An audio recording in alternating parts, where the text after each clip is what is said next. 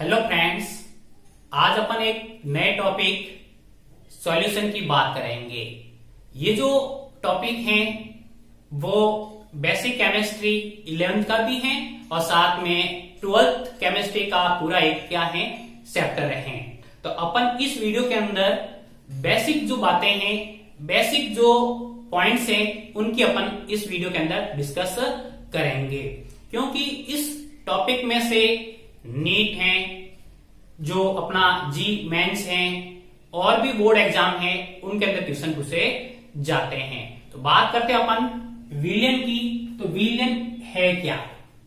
दो या दो से अधिक पदार्थों के समांगी मिश्रण। समांगी कहते हैं जिसकी बनावट क्या होती है, एक समान होती है, उस मिश्रण को कहते हैं विलयन। तो डेफिनेशन की बात की अपन ने, विलयन क्या होता है? तो दो या दो से अधिक पदार्थों के समांगी होमोजीनस समांगी मिश्रण को विलयन कहते हैं। विलयन के दो घटक होते हैं। कितने घटक होते हैं? दो घटक होते हैं। विलयन के घटक की बात करते हैं तो दो घटक होते हैं। एक होता है विलेय और दूसरा होता है विलायक। विलयन दो घटक से मिलकर बना होता है, विलेय और विलायक।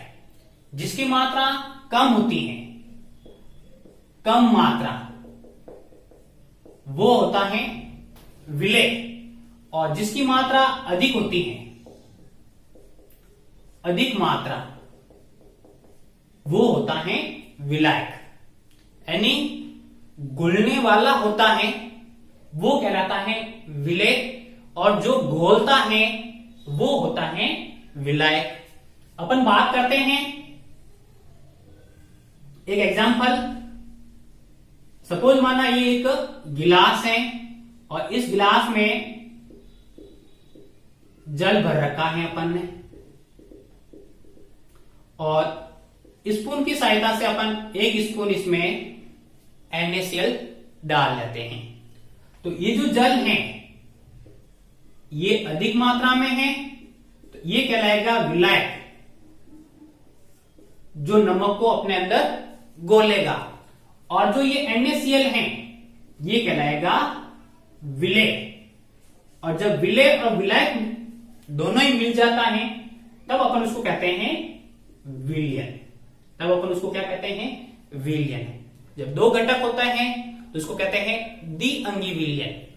तीन घटक होते हैं तो उसे त्रिअंगी, चार हो तो चतुअंगी विलयन कहा जाता है। अब अपन एक इंपॉर्टेंट पॉइंट की बात करते हैं जो कहलाता है अपना सांद्रता, कॉन्सेंट्रेशन। सांद्रता की बात करते हैं। सांद्रता क्या होती है?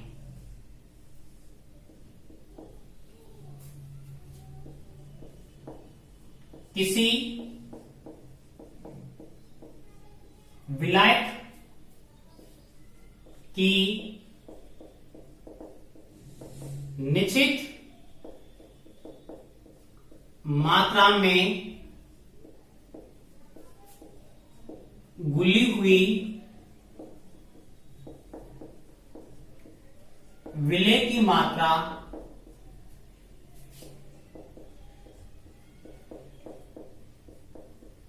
उस विलेय की सांद्रता कहलाती है। यानी विलायक की निश्चित मात्रा में घुली हुई विलेय की मात्रा उस विलेय की सांद्रता कहलाती है। अब अपन सांद्रता को व्यक्त कैसे करते हैं वो देखते हैं।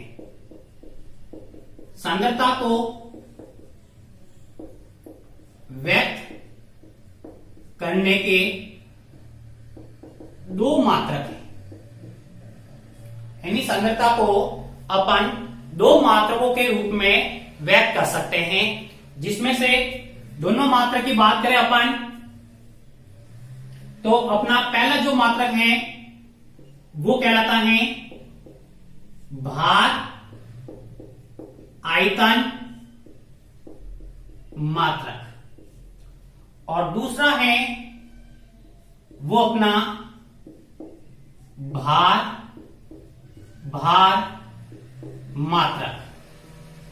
भार आयतन मात्रक और भार मात्रक। भार आयतन मात्रक को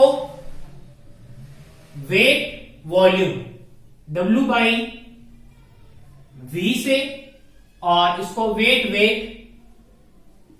W/W से डिनोट करते हैं। भार आयतन मात्रक है वो तापमान पर निर्भर करता है, तापमान पर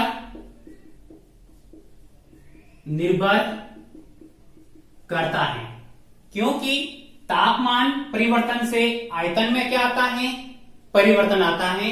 इस कारण से भार आयतन मात्रक है वो तापमान पर निर्भर करता है, जबकि भार मात्रक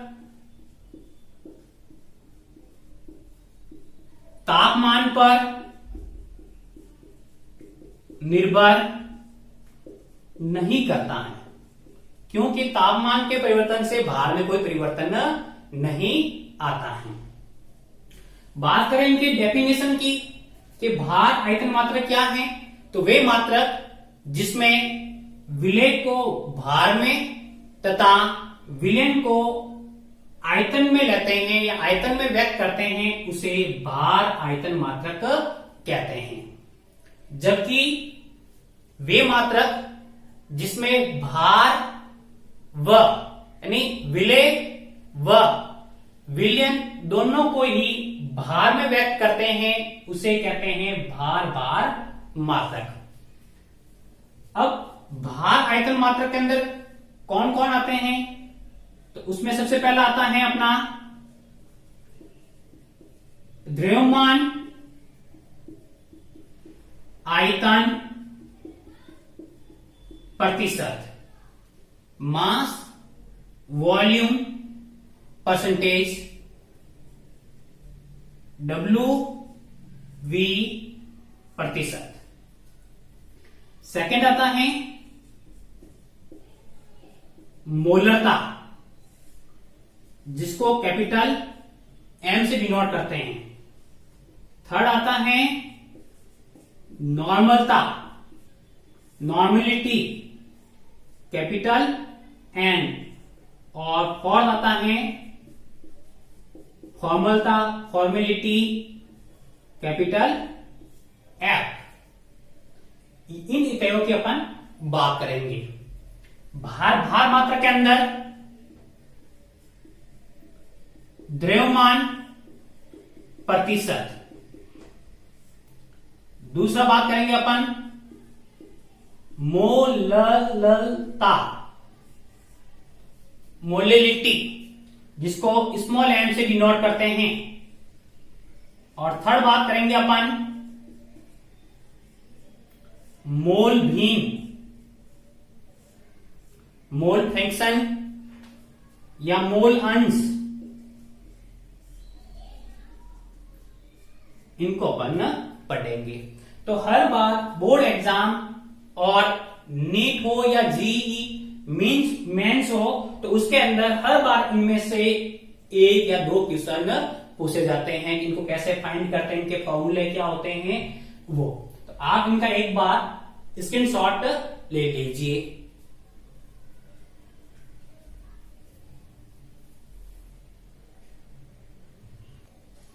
अब अपन पहले मात्रक की बात करते हैं, भार आयतन मात्रक। भार आयतन मात्रक डेफिनेशन की बात करते हैं तो वे मात्रक जिनमें विलेय को भार में व्यक्त करते हैं और विलयन को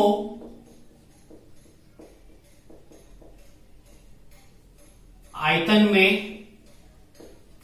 व्यक्त करते हैं, उसे भार आयतन मात्रक कहते हैं। और इसके पहले पॉइंट की बात करते हैं अपन, तो अपने पास है द्रव्यमान आयतन प्रतिशत। द्रव्यमान आयतन प्रतिशत mass volume percentage. Mass volume percentage क्या डेफिनेशन होती है इसकी? इसको डिनोट करते हैं W by V percentage. Definition की बात करते हैं, 100 ml विलयन में घुले हुए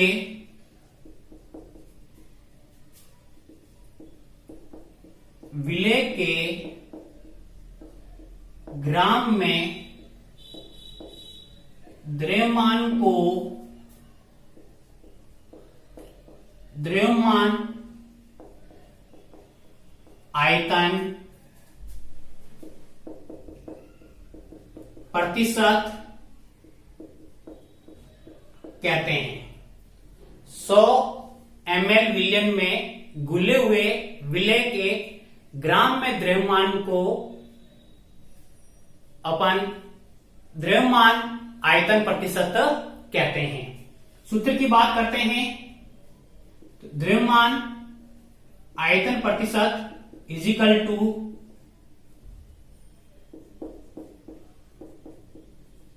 विलय की मात्रा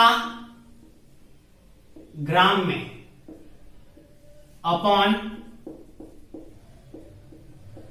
विलयन का आयतन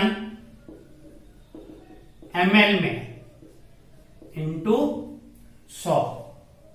इसको और तरीके से लिख सकते हो अपन, W by V percentage equal to विलय की मात्रा ग्राम में, इसको अपन ने ले लिया W स्मॉल w अपॉन विलयन का आयतन वॉल्यूम को V से विलयन तो सॉल्यूशन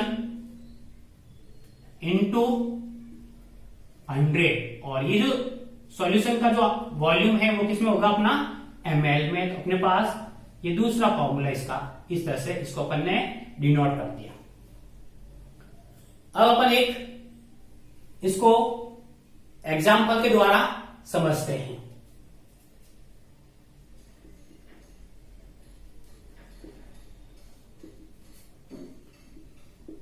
$25 ग्राम